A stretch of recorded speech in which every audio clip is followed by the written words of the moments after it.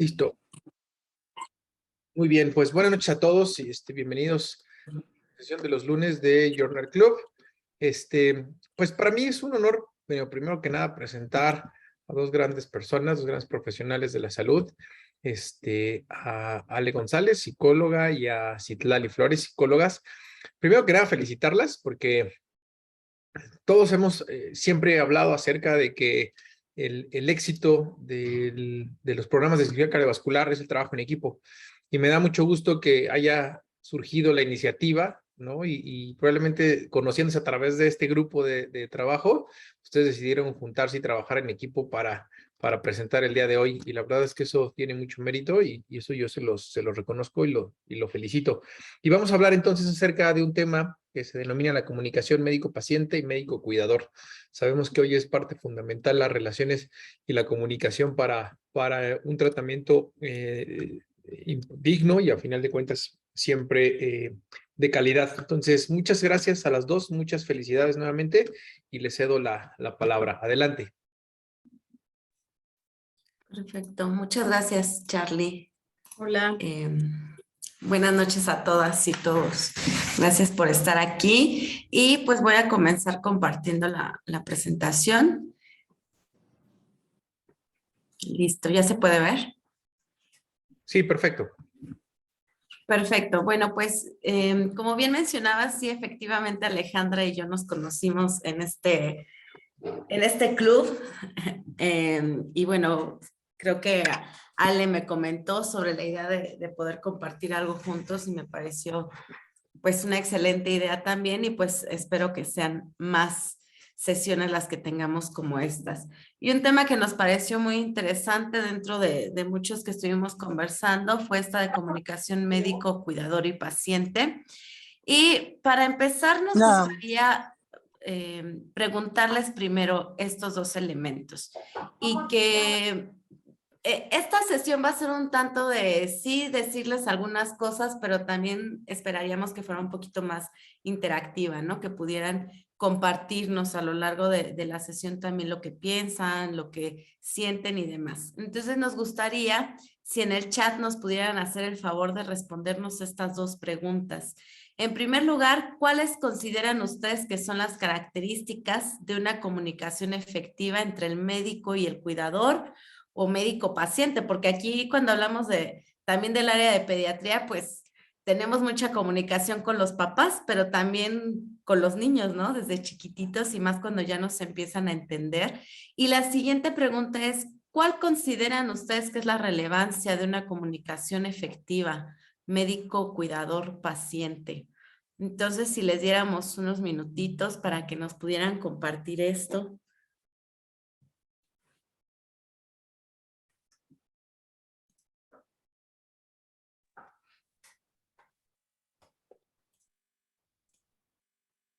O si quieren de manera verbal.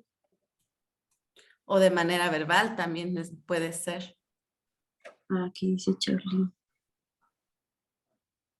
Para mí sería comunicación clara, fácil de digerir, entendible y que transmite la importancia del proceso. Ok. Ok, muy bien.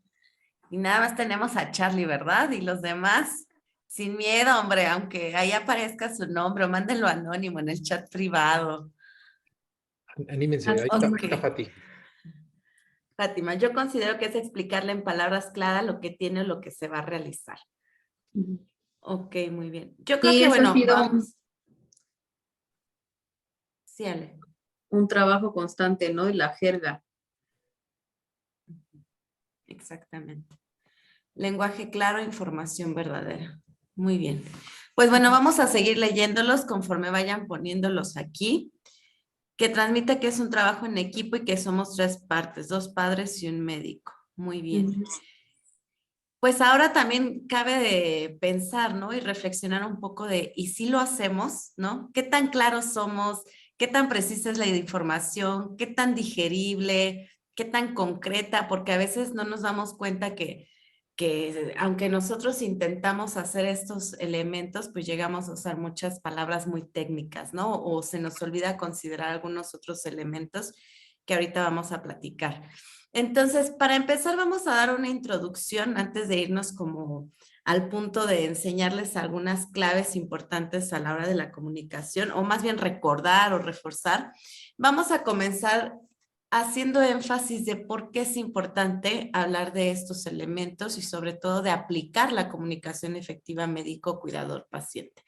Para ello, ahorita nos vamos a basar en un estudio que es de los artículos que les mandó, les compartió el doctor Charlie, que tiene que ver precisamente sobre los efectos que puede tener este tipo de comunicación, específicamente durante la hospitalización de pequeños en la UCI, ¿no? Esto parte de una revisión sistemática. Y bueno, esta revisión sistemática se hizo en el 2021, o sea, hace un año. Considera tanto artículos de investigación cuantitativa como artículos de investigación cualitativa, que eso es también lo que lo hace interesante, ¿no? Y aquí nos planteamos por qué es importante hablar de estos elementos o tener en cuenta este factor. Bueno, en primer lugar, la comunicación efectiva nos va a permitir cumplir con objetivos clínicos importantes, como qué, como transmitir información, qué es la enfermedad, cuál es el proceso, cuáles son los cuidados, cuáles son las opciones de tratamiento, obtener el consentimiento también, si se va a hacer algún procedimiento, por ejemplo, y algo bien importante que es la toma de decisiones. Otro punto fundamental es que puede fomentar la colaboración entre los padres y el personal. A veces encontramos cierta resistencia con papás, con familia o entre los mismos profesionales y pues definitivamente el tener la capacidad de desarrollar la comunicación asertiva o efectiva, eso va a permitir que los papás también se sientan parte del proceso y además pues comprendan en mayor medida el proceso, ¿no? Y colaboren durante él. Otro elemento importante es que hay diversos estudios específicamente hablando de la SUSIN que valoran el lenguaje que los hace sentir apoyados emocionalmente, o sea, los papás el hecho de que se sientan comprendidos, entendidos, acompañados, que esta parte de la empatía y que se les toma en serio, pues también contribuye a que puedan desenvolverse adecuadamente durante esta estancia, ¿no? Y hay que contemplar que ahora los modelos de atención centrados en la familia, pues también alientan a la comunicación efectiva para que precisamente se pueda brindar una atención personalizada de acuerdo con las necesidades y preferencias de cada una de las familias. Y por último, es que esta comunicación también va a permitir empoderar a los papás para el cuidado adecuado, en este caso, bueno, de sus bebés, pero también es aplicable para cualquier proceso de hospitalización. Y sobre todo también es tanto durante este proceso, pero algo bien importante es cuando se van del hospital. El que nosotros podamos desarrollar la comunicación adecuada durante este momento nos va a permitir también darles la información suficiente, clara, para que puedan ejercer un cuidado adecuado posterior, ya cuando regresen a casa. En este sentido, este estudio pues tuvo como objetivo sintetizar y analizar diversos artículos que había sobre los efectos de la comunicación entre padres y proveedores de salud, en este caso pues médicos, enfermeros, durante la hospitalización infantil. Se hizo una revisión sistemática con metasíntesis y síntesis narrativa, les repito porque hubo tanto cuantitativo como cualitativo. Las bases que utilizaron pues son estas que están aquí y de 5,586 artículos que se recuperaron conforme fueron haciendo los criterios de exclusión. Al final se quedaron con 77 artículos en donde se reportaban elementos de 6,960 padres, 693 profesionales de la salud en 300 diferentes unidades de cuidados intensivos. Y bueno, a partir de aquí, algo bien interesante que ellos encontraron es que la comunicación para lo que va a ayudar a los papás es para un afrontamiento adecuado, para un conocimiento adecuado, para una participación, también va a contribuir a la crianza y a la satisfacción que puedan tener durante su estancia en el hospital. En este caso, uno de los principales fundamentos es que fomenta la participación de los padres en el cuidado infantil. Entonces, vean, no es solamente como que hablar, comentar y que se sientan bien, sino que va a tener también un efecto directo pues incluso hasta en lo que podría ser la recuperación, evolución de los pequeños debido a este cuidado que pueden proporcionar.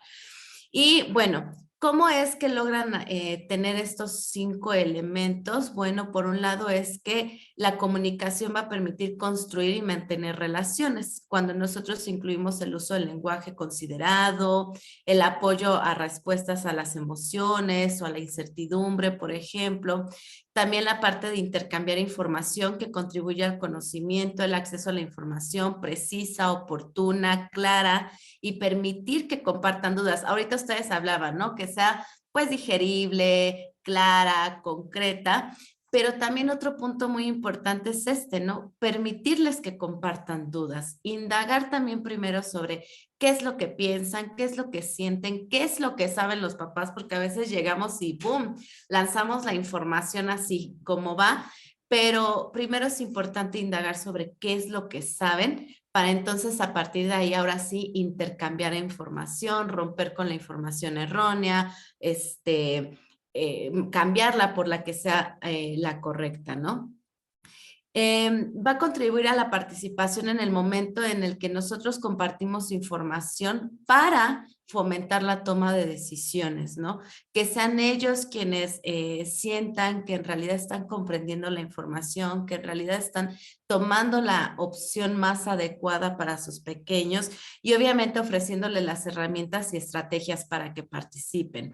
En otro momento vamos a hablar cómo también esto va a poder fomentar el vínculo entre los papás y los pequeños precisamente a través del autocuidado y algo súper importante es que la comunicación va a permitir la autogestión, ya que incluye educación y empoderamiento de los papás. ¿A través de cómo lo vamos a lograr? Bueno, a través de retroalimentación positiva para el cuidado durante la hospitalización y también cuando se van a casa. Y todo esto en conjunto también nos lleva a que los papás puedan sentir un grado de satisfacción alto. De hecho, ahorita vamos a ver cómo, bueno, me voy a pasar a la siguiente diapositiva para hablar en este punto. Respecto a la satisfacción, por ejemplo, mencionaban en estos estudios de cómo los papás que sintieron una comunicación efectiva, que se sintieron parte del proceso, a quienes les explicaban con detalle los procedimientos, los efectos, los tratamientos, la evolución de sus pequeños, reportaban una mayor satisfacción durante su estancia hospitalaria y sobre todo ya cuando se iban a casa, ¿no? Y algo bien importante es que hablaban de la calidad. Hablaban que si había este tipo de comunicación, ellos percibían una alta calidad de atención brindada en estos hospitales y principalmente en la SUSIM. A contrario, ¿no? De aquellos que no percibían una comunicación adecuada, pues realmente a veces decían que se sentían incluso humillados, hechos a un lado, reprendidos o ofendidos, porque a veces suele pasar, ¿no? Que les están haciendo algún procedimiento a los pequeños y pues a lo mejor está llorando el niño o de repente algo no salió tan bien o tienen que entrar a hacer algún procedimiento y es como que quítese, ¿no? Haga su lado, sálgase y váyase.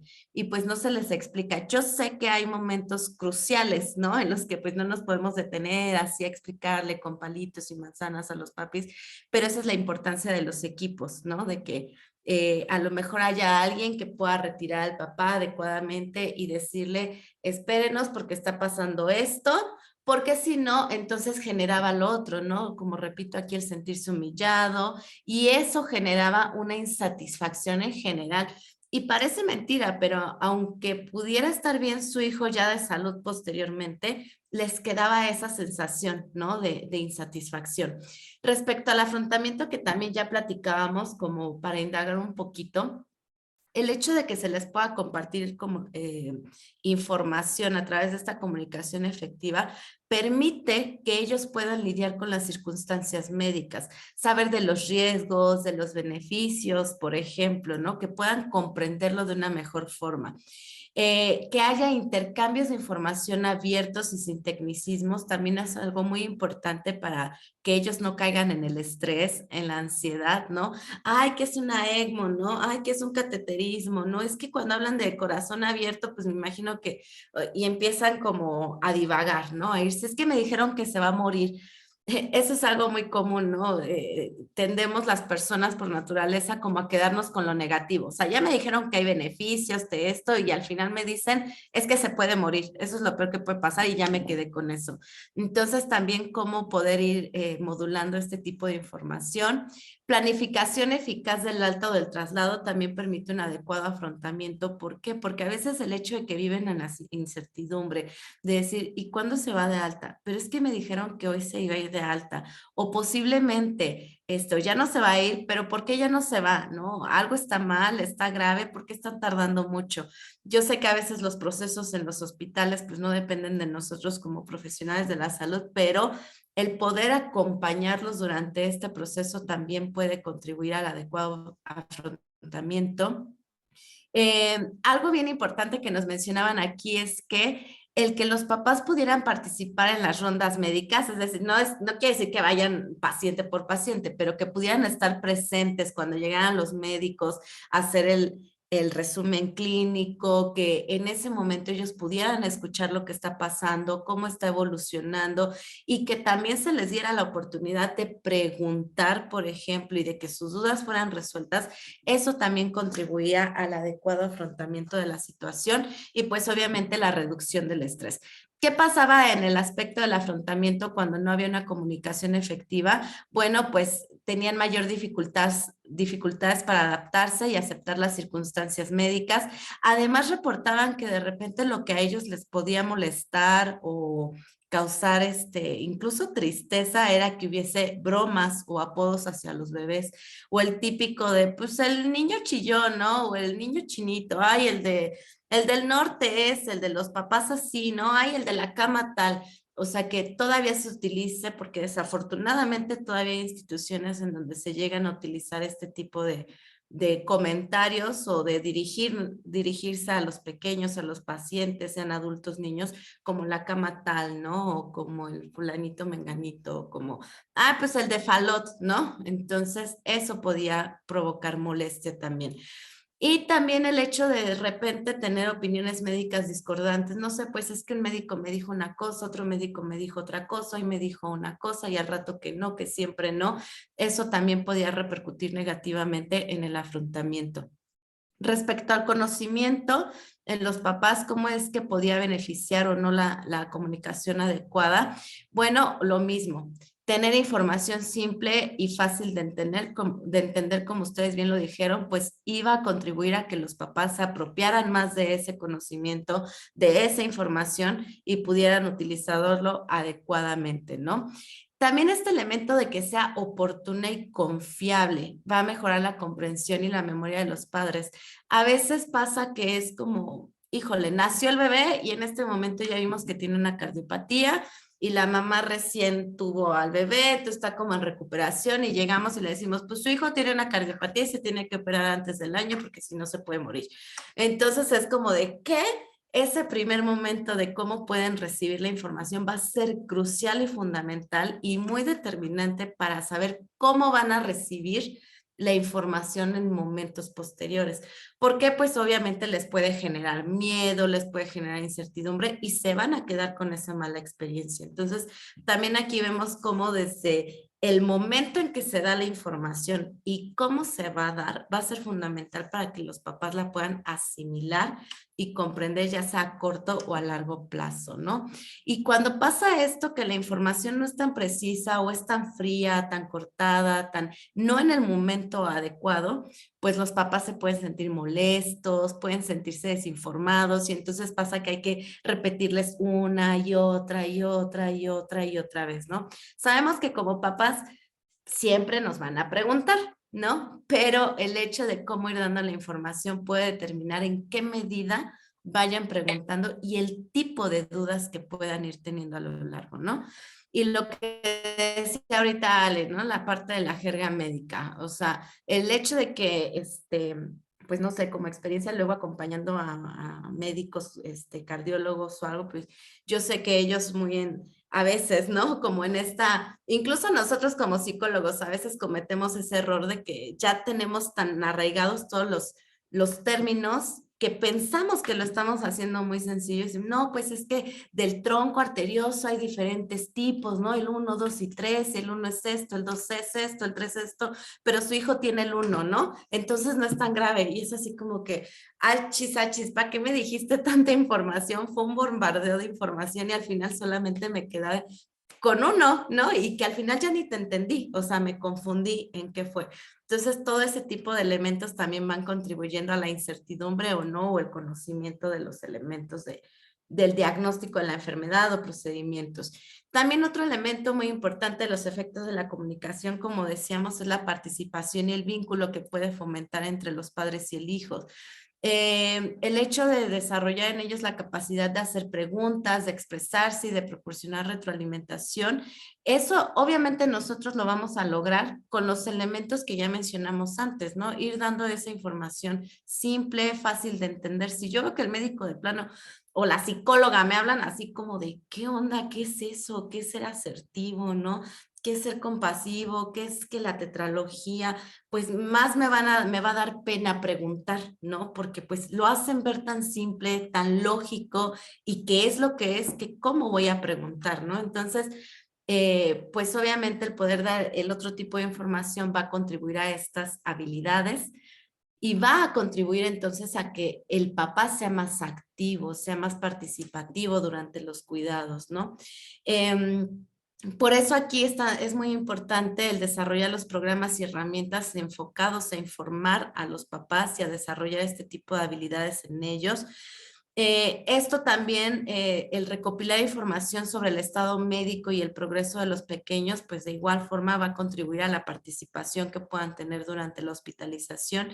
¿Y de qué forma vamos a considerar que la comunicación puede impactar en el apego entre los padres o los hijos? Bueno, si yo tengo claro qué es lo que tiene, cuáles son los cuidados que requiere, cuál es la evolución que le está teniendo, yo como papá, como mamá voy a tener mayor confianza de poder o mayor seguridad de que los cuidados que le estoy ofreciendo sean los adecuados.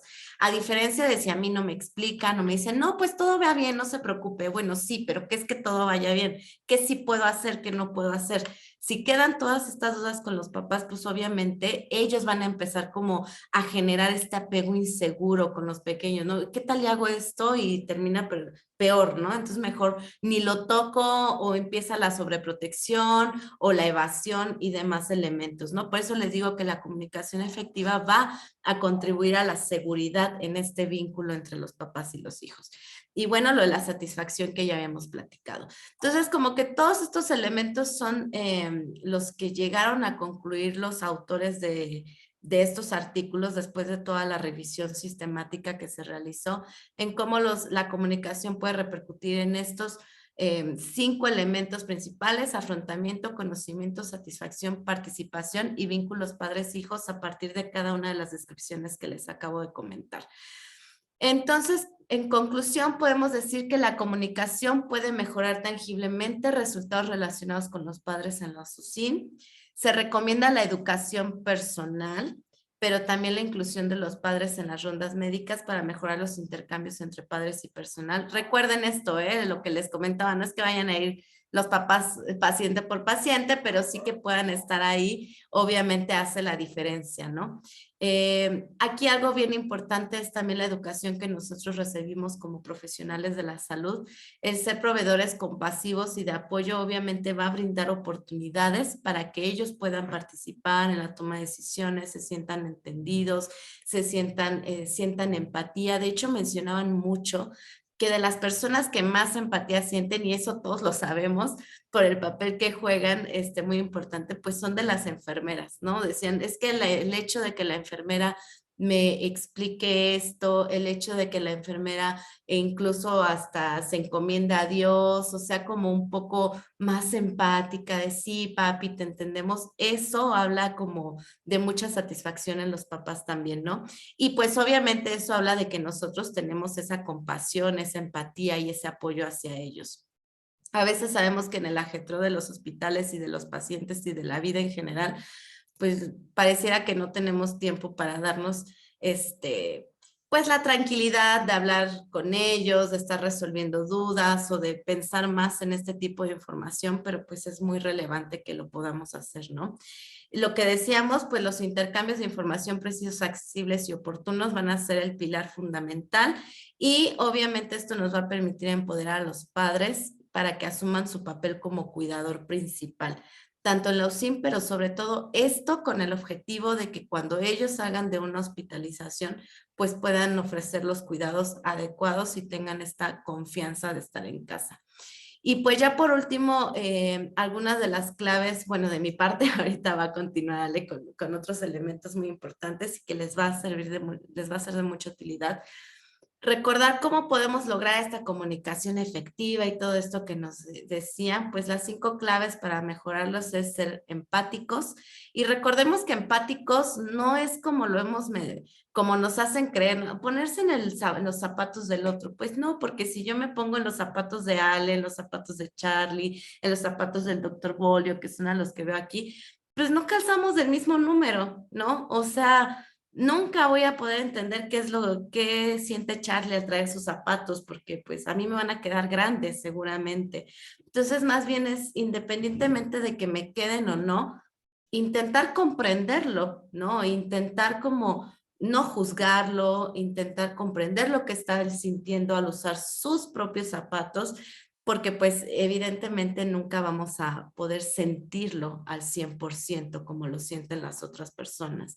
Ser asertivos, es decir, escucharlos, ¿no? Que tiene que ver con esta escucha activa, comprenderlos, no juzgarlos y también comunicar nuestras necesidades a partir, porque también a veces podemos estar como repitiendo mucho la información y pues también ser comprensibles con nosotros mismos, ¿no? De, bueno, ya le expliqué, ¿no? También qué puedo hacer para ayudarte, qué puedo hacer para ayudarme, pero siempre en un aspecto de respeto, sin transgredir los derechos o la integridad de las otras personas, adaptarnos al contexto y la situación que están viviendo en este momento. A veces, repito, queremos dar información cuando los papás están en un momento de shock, ¿no? Pues me acaban de decir que tiene algo, tiene una enfermedad y en ese momento me quieren explicar todos los procedimientos, todos los riesgos, no la voy a captar, ¿no? Por eso es importante como generar otras sesiones en las que se pueda hablar de eso y pues obviamente lo que platicábamos, la parte del lenguaje accesible. Ahí es el reto, decir, ¿cómo realmente voy a utilizar un lenguaje accesible? Por supuesto que no podemos evitar términos técnicos en algunos casos, como hablarle de una tetralogía de Fallot a los papás. Bueno, pues les tenemos que decir el nombre, ¿no? Pero ¿cómo eso lo vamos a poder hacer accesible a ellos para que toda la definición y todo lo que viene después de decir ese nombre que para ellos puede ser ¿qué? Pues sea más digerible, ¿no? Que nosotros tengamos también la capacidad de autorreflexión, de decir, ¿sí me está entendiendo o no me está entendiendo o estoy cayendo en esta jerga médica, ¿no? Y bueno, pues vamos a continuar con los siguientes elementos. Gracias. Bueno, me gustaría que nos hiciéramos esta pregunta a cada uno. ¿Qué podríamos decir de nuestra propia capacidad para expresar nuestros pensamientos por medio de la palabra? Recordemos que más que un receptor, nuestro paciente va a ser un perceptor. No nada más va a estar pendiente de la lingüística, sino también de la paralingüística, de nuestros gestos, de nuestro tono, de a dónde miramos. Estamos tratando con personas que se encuentran en un momento de mucha vulnerabilidad. Entonces se van a potencializar todas las características de la personalidad de ese sujeto. Entonces tenemos que dar cuenta también de nosotros cómo nos conducimos. Y es difícil porque tú te puedes hacer responsable de lo que dices, pero de lo que a veces hace tu cuerpo es complicado. Entonces yo los invito a que tengamos todos ahí un análisis propio de cómo nos conducimos con los pacientes. Y bueno, de por sí nuestro lenguaje pues da para muchísimo, ¿no? Nuestro discurso es muy rico en acentos. No es lo mismo si escuchamos hablar a un norteño que si escuchamos hablar a un chiapaneco y de pronto es hasta agresivo. Entonces, tenemos que dar cuenta de esos finos detalles que hacen gran diferencia, ¿no? ¿Qué herramientas tengo para una comunicación provechosa, ¿no? Escucha selectiva y barrera cognitiva. Esto nos va a pasar constantemente. Y no es que el paciente no quiera saber, o el familiar o el cuidador, es que no puede en ese momento, ¿no? O sea, lo que nosotros llamamos escucha selectiva, lo que decía Citlali, ¿no? A veces nada más se quedan con lo negativo o viceversa. A veces nada más se quedan con lo positivo, entonces hay que dar tiempo. Ahorita vamos a hablar de lo que es el timing.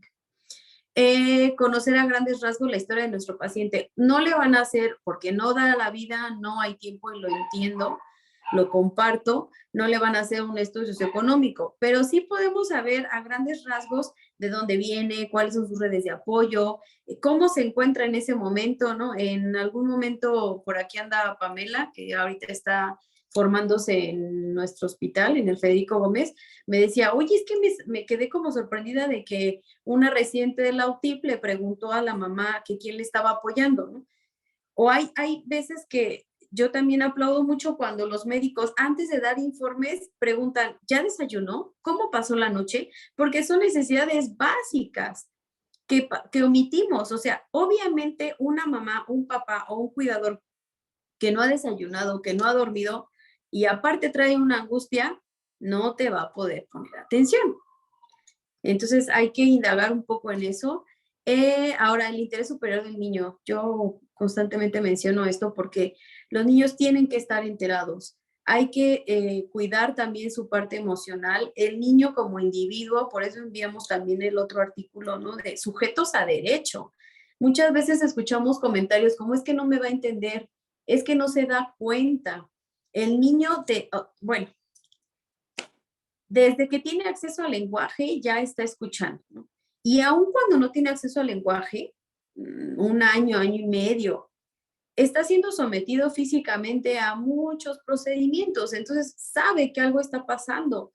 Y hay algo que se llama conspiración del silencio, ¿no? Que hablan de todos lados, pero él como que no le dicen porque piensan que no se da cuenta, pero ya se dio cuenta que cuando hablan con nosotros es que mis papás están peleando, es que mi hermano ya no sé por qué siempre está enojado, es que mi abuela ya no me visita, es que mi mamá me grita todo el tiempo. Entonces, obviamente saben que algo está pasando. Eso se llama conspiración de silencio y hay que atenderlo porque es una agresión, pues, para el infante, ¿no? Ahora, ¿cuáles pueden ser las reacciones que tenemos que esperar ante una mala noticia, ¿no? La primera, pues, es negación. La siguiente es agresión, es parte de... Hay una pérdida de control que no se espanten, va a haber no, a veces se siente que dura mucho, pero en realidad no es tanto, solamente si estaríamos hablando de una psicopatología que mencionábamos en alguna sesión previa, en nuestras aprobaciones es menos del 5%, entonces más bien nosotros tenemos que estar preparados porque sabemos que esto es algo que puede pasar, ¿no? Y actitudes estereotipadas, cómo socialmente se supone que me debo comportar, ¿no? Ahora, la necesaria comunicación en un pronóstico malo, más que solo hablar, yo consideraría que es escuchar y acompañar, ¿no? Antes de dar la mala noticia o un informe, como decía Citlali, sería muy prudente preguntar, ¿usted qué sabe? ¿Qué le han dicho de la enfermedad de su niño, ¿no? O de su niña? Para entonces poder indagar, porque a veces son varios especialistas y no sabemos qué información es la que trae ese cuidador. Y pues la verdad como liberación, aunque es difícil, ¿no? Es importante el contacto visual, muy importante. Dar tiempo al paciente lo revelará. Esto es lo que nosotros llamamos time, ¿no? Lo que decía Citlali. Si ustedes ya tienen, aunque no son psicólogos, muchos ya tienen la sensibilidad para dar cuenta cuando un paciente no está comprendiendo por la carga de la angustia que le está imperando en ese momento, ¿no? Entonces, si damos cuenta de eso, mejor nos esperamos y retomamos después. El paciente va a revelar cuándo, ¿no? Uno se va dando cuenta, lo que nosotros llamamos timing, cuando es momento de. Entendemos que a veces pues, los informes son en ese momento y hay que hacerlo, pero si la situación lo permite, sí les sugeriríamos que dieran un tiempo y retomaran, ¿no?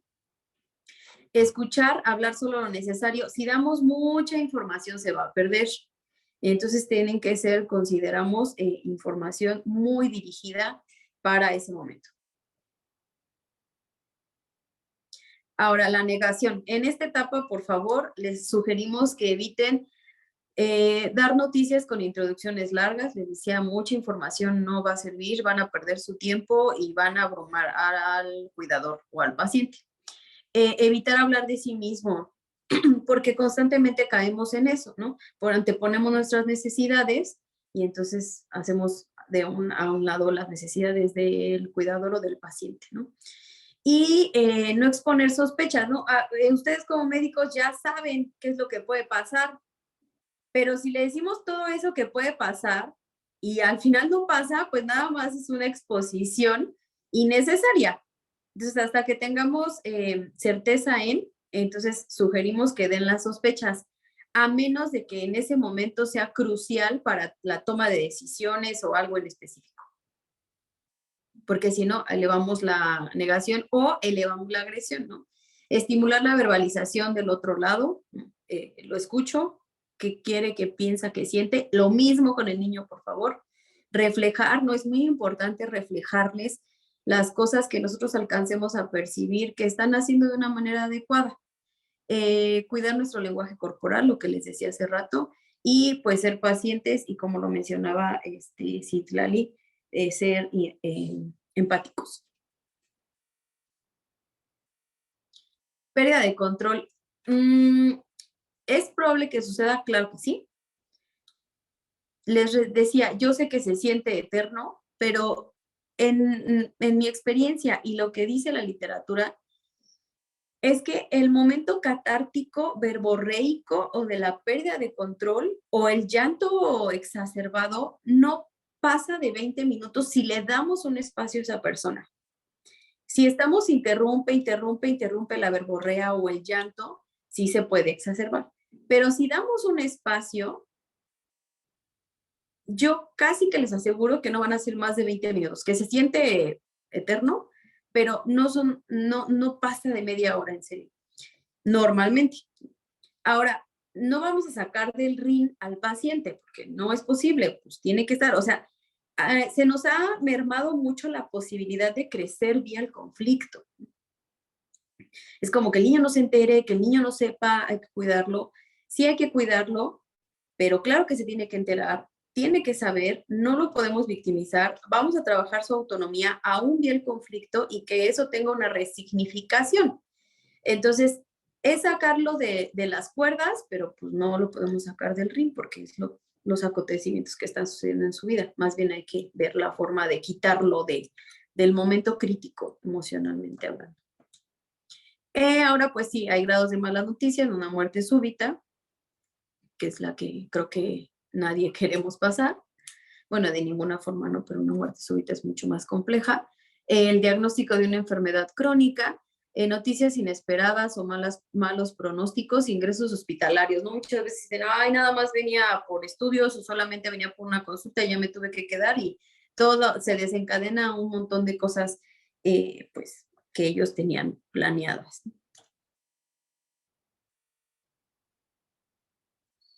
Ahora, sugerencias. Yo les pediría que cada uno nos hiciéramos un análisis, un ejercicio de sinceridad propia, ¿no? ¿Se preparan para dar una mala noticia? O sea, hay un momento, a mí hay médicos que sí me lo han compartido, Ale, no puedo, o Ale, no pude. Bueno, date un momento, van, lloran, se echan agua, se toman un café, salen por algo de comer y regresan, ¿no? Pero si tú te estás dando cuenta que en ese momento tuviste un mal día, te desvelaste, lo que sea, no estás preparado para dar una mala noticia, si no hay alguien más que lo haga, pues date un espacio también, ¿no? Porque si no, empezamos a complicar las cosas, ¿no? Aceptar el rechazo no es una cuestión personal, es totalmente esperado que si van a dar una mala noticia, haya un rechazo y hay ocasiones en que de pronto sentimos que es contra nuestra persona y no es así. cita próxima para conversar a corto plazo, lo que les decía, si en ese momento el paciente no está con la posibilidad de escuchar, démosle un rato y retomemos. Es muy importante también prepararle el espacio, ¿no? A veces en los hospitales es complicado, pero si tienen un espacio en privado, si pueden darle un espacio íntimo para el informe, estaría mucho mejor. En alguna ocasión recuerdo algún paciente que vi con el doctor Bolio, que me compartía el doctor, Ale, es que hablé con el papá hora y media en mi oficina. El doctor tuvo a bien prestarle su oficina y entró el señor y fue hora y media, pero después de esa hora y media, hasta donde el recuerdo me alcanza, ya no hubo necesidad ya los informes eran mucho más fluidos. A veces se puede, a veces no se puede, y a la fecha este caso tiene como 3 años y medio, una cosa así. El señor me escribe y sigue agradeciendo esa acción, ¿no? Entonces, me parece que es importante y es una inversión muy valiosa.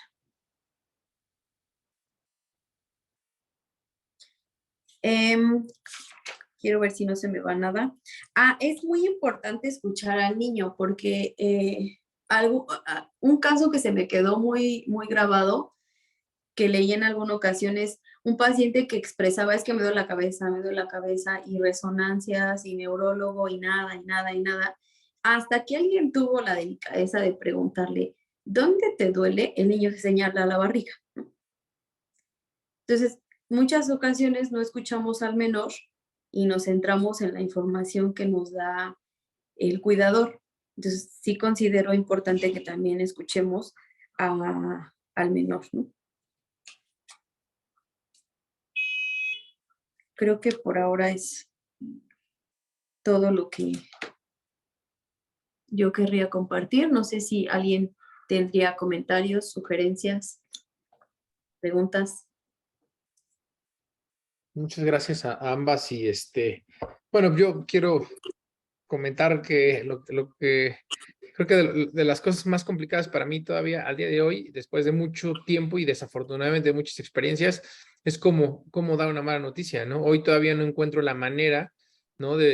O sea, cómo abordar y cómo poder decirle al familiar, ¿no? Que tuvimos un mal resultado.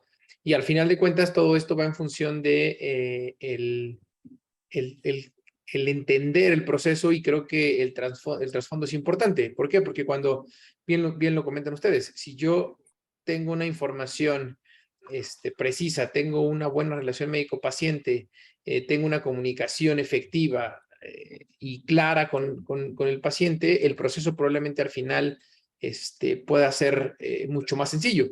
Pero esto, a final de cuentas, ahorita en retrospectiva, lo que refleja probablemente para mí sería esa situación, ¿no? Que cuando más me ha costado dar una mala noticia es cuando a lo mejor esa relación con el cuidador o con los pacientes no ha sido probablemente la más efectiva, ¿no? Porque si a lo mejor yo desde el principio ponemos muy en claro qué tiene, qué esperamos, qué vamos a hacer y qué resultados podríamos tener, probablemente sería un poco más sencillo. Definitivamente, para mí es que el día a día desafortunadamente nos lleva, ¿no? Como bien lo dicen, ok, es el niño de la falot que tenemos hoy, un falot, ok, bueno señora, mire, el falot es esto, se trata de esto, lo que tenemos que hacer es esto, y ya, ¿no? Y después salimos y le decimos, ok, nos fue bien y ya, pero muchas veces no platicamos o no hablamos acerca de qué viene, qué va a pasar después, ¿no? Hacia dónde va todo esto, cuál va a ser para ellos, a final de cuentas, el cumplir las expectativas, y muchas veces también dejamos un poco de lado el entorno familiar, ¿no? Hoy platicamos acerca de un caso de una niña que necesita probablemente un tratamiento intrahospitalario prolongado, pero ¿qué pasa con el entorno familiar? Pues sí,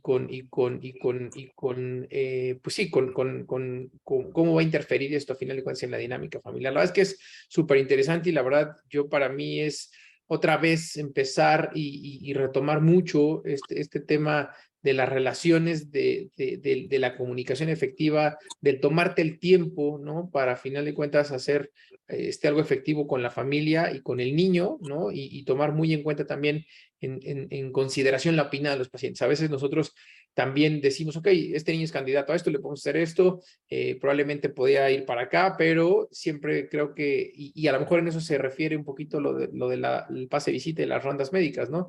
El involucrar a la familia en la toma de decisiones y en el proceso de la toma de decisiones, que al final sigue siendo muy interesante. La verdad es que las felicito, son puntos que hoy nos dejan otra vez un poquito vulnerables en el retomar, en el qué hacemos en el día a día y no caer pues precisamente en lo que hacemos probablemente por la rutina, por exceso de trabajo o simple y sencillamente porque se nos hace a nosotros habitual ya, ¿no? Es este tipo de enfermedades. Felicidades a las dos. Yo creo, Charlie, que a veces es el miedo, como mencionas, el miedo que también ustedes pueden tener ante, pues, las reacciones, ¿no? O al menos por un lado es como, pues sí, bien mencionas, ¿no? La parte de la rutina y demás, pero también a mí me ha tocado que en los hospitales en donde he llegado a estar, vayan ustedes, ¿no? Vayan ustedes, porque si se me pone mal, pues no, yo, aparte ustedes son los expertos, ¿no? En las emociones, entonces ustedes van a saber cómo controlarlos y así, ¿no? Pero desafortunadamente no en todos los hospitales cuentan con el servicio de psicología, ¿no? O con el equipo multidisciplinario y es, pues, ¿cómo los preparamos, no? ¿Por qué tener miedo a las reacciones, como decía Ale, ¿no? De esta parte de la pérdida de control. Yo recuerdo una mamá que se le mencionó que pues su pequeño había fallecido porque estaba en espera de un trasplante que pues desafortunadamente no llegó a tiempo, o sea, la señora fue como coloquialmente dijeron ahí los médicos, es que enloqueció, gritó, lloró y nosotros estábamos ahí. Y nosotros literal fue de, déjenla, solamente hay que cuidar que no se haga daño ni haga daño a nadie más. Déjenla que llore, déjenla que grite. Le acaban de decir que perdió a su hijo que llevaba 14 años en su vida y que llevaba 2 meses hospitalizado y que tenía la esperanza y que aunque el niño decía, mamá, déjame ir, yo estoy tranquilo, ella se negaba, o sea, déjenla tantito, ¿no? Ah, bueno, claro, llegó un punto en el que agarró las bancas y fue así como de intentar azotar, entonces ya ahí es donde uno dice, bueno, hay que intervenir un poco para que no se haga daño y haga daño a los demás, pero es como este impacto que puede generar las reacciones que puedan tener los papás, ¿no? La familia, y pues es parte de aceptar y de validar y ser empáticos con ellas, ¿no? De decir, pues que llore, ¿no? O sea, y tocamos madera, pero pongamos, es eso, ¿no? La parte de pongámonos en su lugar, bueno, más bien comprendamos, ¿no? O sea, porque a lo mejor incluso si a nosotros nos pasara, pues podría ser otra reacción o no, no lo sabemos, pero le acaban de decir, perdiste a tu hijo, ¿no? O vas a necesitar otra cirugía cuando te habíamos dicho que no. Por eso mencionaba Ale lo de, pues, no hablar de pronósticos, de posibilidades. Siempre hay que hablarles con la verdad, de riesgos, beneficios y todo, ¿no? Pero no hay que adelantarnos tampoco a otro tipo de información. Y pues nada, más bien es como invitarlos también a esa parte, ¿no? De poder también contribuir en su desarrollo personal y profesional, ustedes como médicos que están ahí, pues a tomarse sus cursos, ¿no? O sus capacitaciones en este sentido, también en cuestión de cómo valido, cómo comprendo y cómo me acepto también yo, porque a veces también sabemos que todavía está muy arraigado en algunos casos, no digo que en todos ya está cambiando, pero como esa parte de como médicos tenemos que ser fríos y tomar cierta distancia. Bueno, sí, hay que ser profesionales y demás, y a nosotros nos pasa a veces también, si empezamos a sentir cierta, o sea, una empatía más allá, que ya también Ale lo había platicado alguna vez en su sesión, pues hay que ser bien honestos y pues vas, ¿no? Te lo paso, Charlie, te lo paso, ¿no? Porque pues no puedo, ahí te vale, porque yo no puedo. Pero pues precisamente primero intentar capacitarnos en todos estos elementos. De E acuerdo. incluso así como nosotros los psicólogos sabemos que estamos obligados hasta cierto punto a tener un control de casos y a tener un análisis o una terapia propia. Y cada vez, a mí me da mucho gusto que cada vez escucho que en el ámbito médico también se empiezan a acercar para tener un trabajo propio, porque ustedes tienen una postura de saber, esa es su posición. Inclusive nosotros ahorita que vamos a empezar todo el proceso de selección en el hospital, damos cuenta de ello, que tengan la posibilidad de posicionarse e inclusive en ocasiones que tengan rasgos narcisistas en su personalidad, porque lo que van a llevar y los casos que van a tratar son muy difíciles.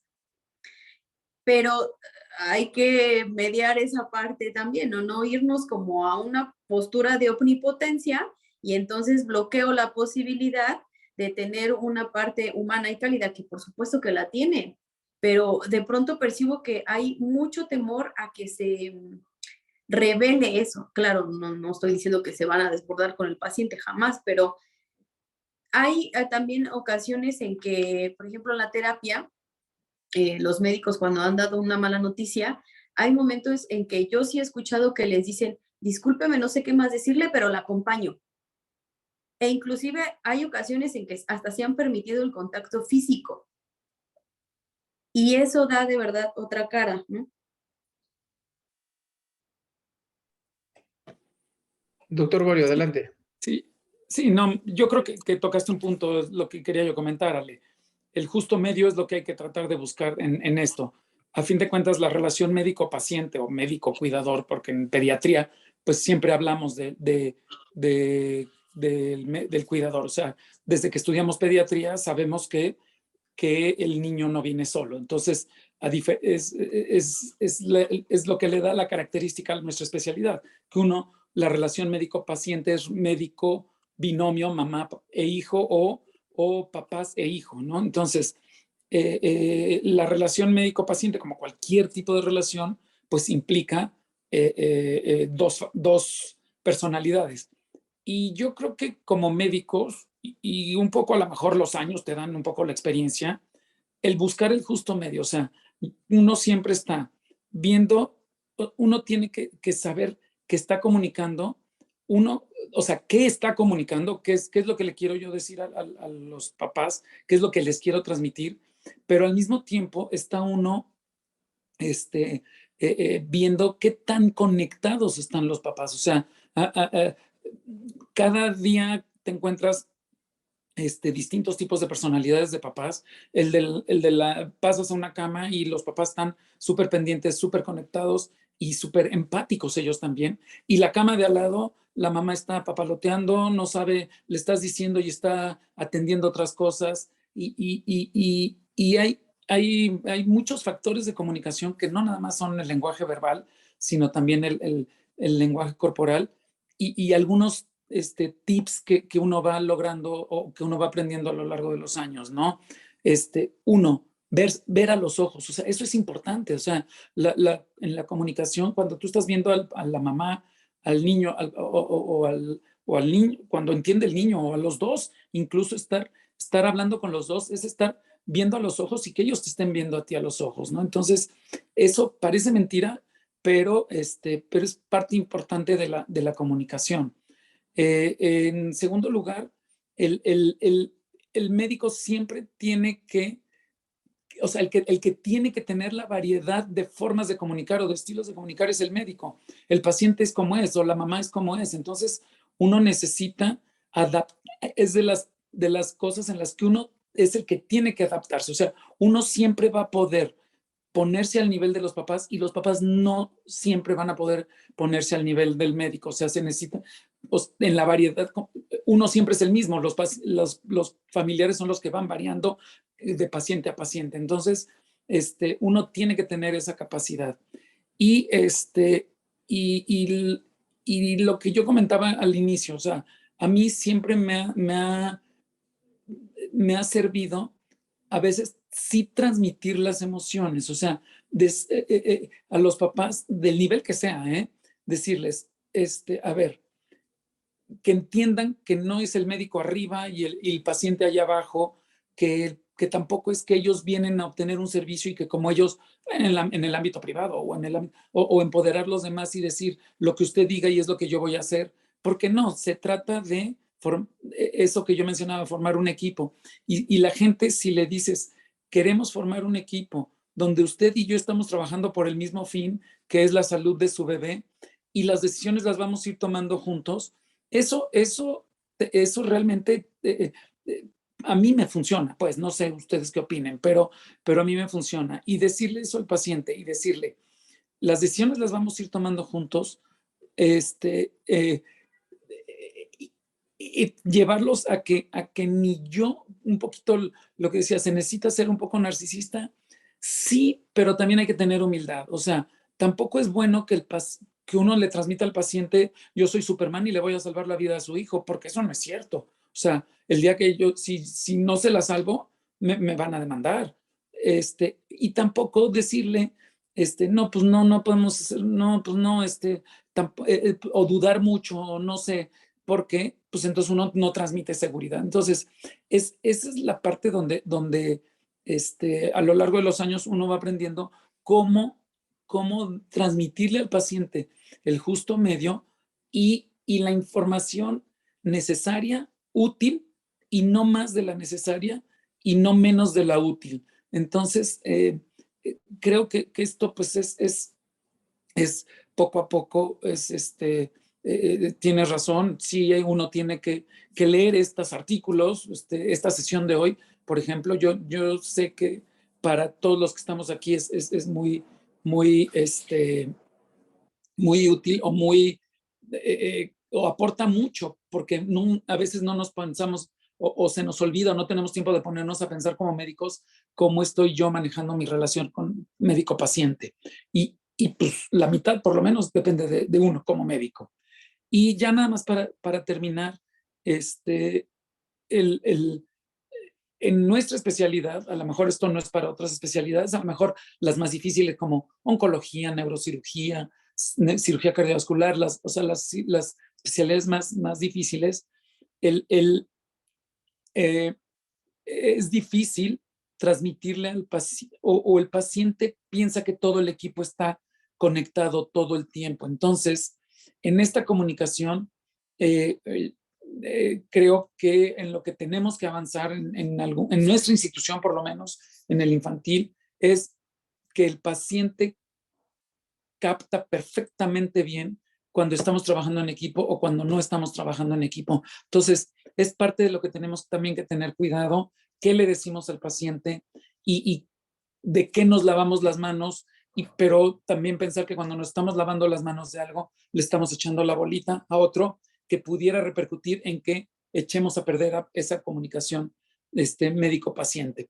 Sucede en todos lados. O sea, no me voy a poner aureolas de santo y decir que en terapia nos echan tierra o que el cardiólogo le dio expectativas diferentes o que el anestesiólogo no hizo su trabajo, ¿no? No sé, o sea, miles de cosas. También nosotros, o sea, a veces también transmitimos que alguien no está haciendo bien su trabajo y tampoco se vale. O sea, es muy difícil y mientras más difícil es la especialidad, es muy difícil conjuntar. O sea, si hay una relación médico-paciente, en estos niños hay 13 relaciones médico-paciente porque tienen que tratar con 13,000 médicos. Entonces, aquí te lleva a ya lo último. Hay en cada especialidad un líder no un líder, sino alguien que da la cara, ¿no? Pero, pero creo que cada vez más precisamente estas especialidades que se van formando más parte de un equipo, esto lo único que demuestra es que el aspecto psicológico, o sea, el trabajo de ustedes como pues no nada más psicólogos, sino que, bueno, sí, es este trabajo de psicología dentro del equipo, dentro de todo pues es el equipo, el grupo, el team, es muy importante y que uno pues, puede tratar también de transmitirles a ustedes que nos ayuden cómo hacerle en algunos casos o en todos los casos, cómo transmitirle al paciente esto que estoy yo queriendo transmitir y sintiendo también, ¿no? Felicidades y muchas gracias esto siempre es muy, muy, muy útil y creo que nos da una aterrizada de a fin de cuentas para qué estamos aquí, ¿no? Que es ayudar a los pacientes. Muchas gracias, doctor. Sí, y también creo que por último, nada más mencionar que otra vez, ¿no? El trabajo en equipo es fundamental, ¿no? Creo que muchas veces lo que nos hace falta, desde el abordaje en el momento en el que le tenemos que hablar con la familia acerca de qué tenemos, qué esperamos y qué vamos a hacer, el papel fundamental de psicología debe de estar acompañado, porque a final de cuentas ese acompañamiento puede ser la diferencia para la familia, independientemente del resultado, ¿no? No sé si tengamos alguna otra pregunta, comentario. No, A mí me creo gustaría que, nada más. perdón, que Sí, Manuel, adelante. la Adelante, situación, Manu. perdóname la interrupción, perdón. Fíjate que una de las cuestiones que tenemos y mucha falta en la parte privada es el acompañamiento tanto de trabajo social como de psicología. O sea, no es tan fácil tenerlo, se necesita así como el equipo porque una, o sea, no cubre el seguro de gastos médicos no cubre siempre el acompañamiento. Pues, yo digo trabajo social, psicología y tanatología, estos tres. O sea, estos tres para mí son un pilar fundamental del que carecemos mucho acá, ¿no? Entonces, siempre esos te hacen las cosas un poquito más llevaderas. Me toca que en el ABC tal vez el área oncológica tiene sus propios psicólogos y la verdad es que trabajan súper bien en la parte nada más de oncología, pero en la parte de pediatría no las hay. Y uno de los que más lo debemos que tener son los cardiópatas, porque los cardiópatas, o sea, son niños que prácticamente están enfermos una gran parte de su vida. Hay algunas cardiopatías que se corrigen y ya, pero hay otras que tal vez, o sea, no sé, un Fontán que pues va a persistir así y que van a ser años en los que se pueda recuperar, ¿no? Entonces, yo creo que no, alguna vez deberá que existir alguna estrategia hospitalaria porque obviamente para los hospitales privados, si no hay el ingreso económico, o sea, si no me reditúa, pues ¿para qué lo quiero? Y no debe que ser así, o sea, debe que ser un servicio base en estos lugares, ¿no? Entonces, pues digo, ese es el único defecto que le veo en la parte de lo privado. Digo, tenemos de pronto algunos acompañamientos y que hay papás que lo pueden costear, etcétera. Con esta Jessica Guadarrama, yo creo que la identifican. Tuvimos un paciente que nos fue muy bien en la parte de un niño crónico que tenía muy mal pronóstico. Nos fue muy bien con ella y bueno, psicológicamente algunos papás ya vienen acompañados, pero es muy raro el que venga. O sea, yo creo que si lo ponemos en un porcentaje, yo creo que nada más el 0.5% traen acompañamiento psicológico, ¿no? Y es algo tan indispensable. No, y de eso que dices, Manuel, también, la verdad es que cuando yo he tenido casos difíciles en la priva o también en el hospital, la preparación psicológica de uno como médico también es importante y es un factor importante para el éxito, ¿eh? Cuando, o sea, a mí me ha ido, se los puedo decir, pues a mí me ha ido bien o me ha ido mejor con los pacientes con los que estuve en comunicación antes. Hablamos varias veces de las posibilidades de éxito, de las posibilidades de fracaso, de analizar con ellos el caso más detenidamente y la verdad es que cada vez que uno como médico retoma el caso, afinas detalles y te hace ir mejor preparado para el momento de la cirugía, por lo menos, o de la evolución del paciente, para que resulten mejor las cosas. Y parece mentira, y yo siempre, se los he dicho siempre a todos, por lo menos Carlos no me va a dejar mentir, un factor de riesgo también es lo preparado que llega el médico psicológicamente ese día, ¿eh? O sea, si un factor de riesgo es en el resultado de una cirugía, de qué humor me levanté ese día, ¿eh? También no lo puede uno cuantificar, pero es el error humano que también tiene que contar y parte de ese error humano se disminuye cuando desde el punto de vista de comunicación médico-paciente las cosas fluyeron de mejor forma y uno tiene mejores resultados. Sí, Y realmente. Manu, y también creo que ahí en el ABC, el grupo de Cardias, un factor que desde un principio vieron que era importante era este acompañamiento, ¿no? Desde el punto de vista psicológico de los pacientes. O sea, es parte del equipo lo que hace Almudena Laris, es Almudena Mesh, ¿no? Larissa es infectóloga. eso es la infectóloga, sí. Almudena, Mersch, ella, ese es su papel. Y a mí me ha tocado trabajar en el ABC y ella está sobre todo cuando yo alguna vez le pedí con algún paciente, sabes que esta cuestión está así muy difícil, por favor, acompaña tú. Y sí, acompañó bien a los pacientes, tuvimos buenos resultados y todo, y la verdad es que no tuve mucho intercambio con ella después de qué pasó y todo, pero creo que sí fue importante ese acompañamiento que ella hizo con un paciente, ¿no? Entonces, a fin de cuentas, creo que es algo que nos falta evolucionar a involucrar más a estos aspectos pues, en la comunicación con los pacientes, ¿no? Un ejemplo es nefrología, que siempre tienen ahí a su psicóloga, es parte del equipo, es parte del pase de visita. Nosotros, pues no lo tenemos así y no nos, bueno, son circunstancias diferentes, porque uno dice, bueno, pues lo debería tener cardiología, ¿no? Pero a lo mejor de diferente forma, ustedes en terapia por lo menos creo que sí también hay alguien todo el tiempo por el tipo de casos, ¿no?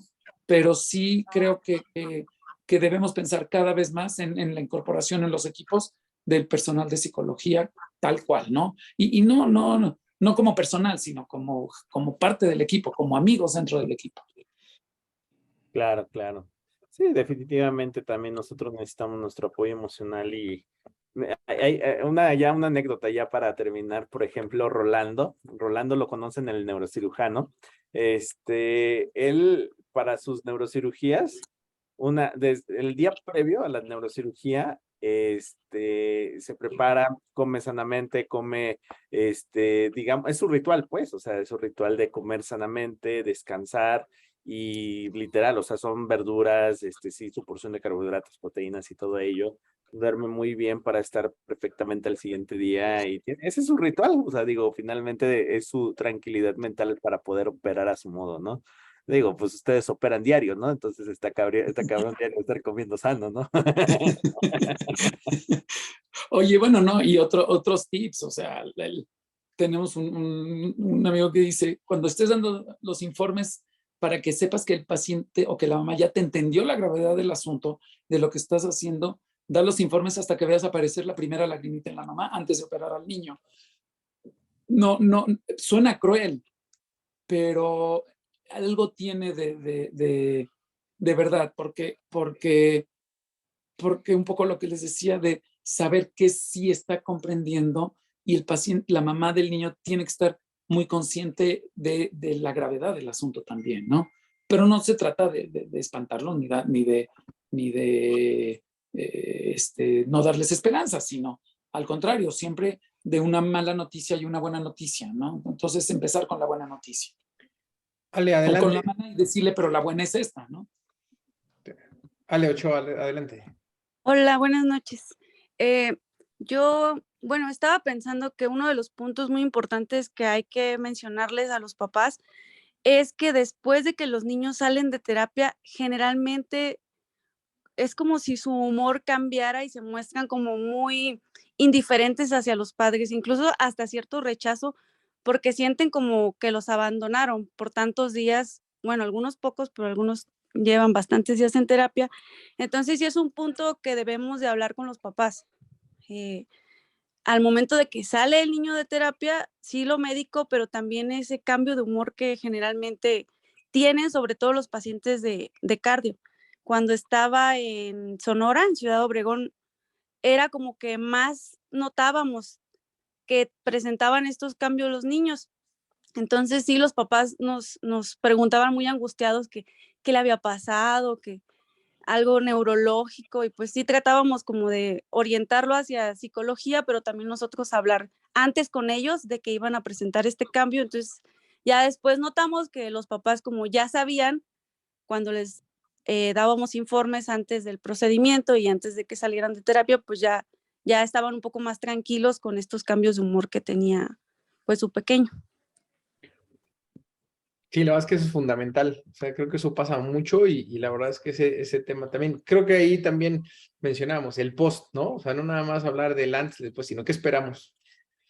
Muy bien, pues muy productiva esta sesión. Ale, Citla, algo con lo que quieran concluir su presentación.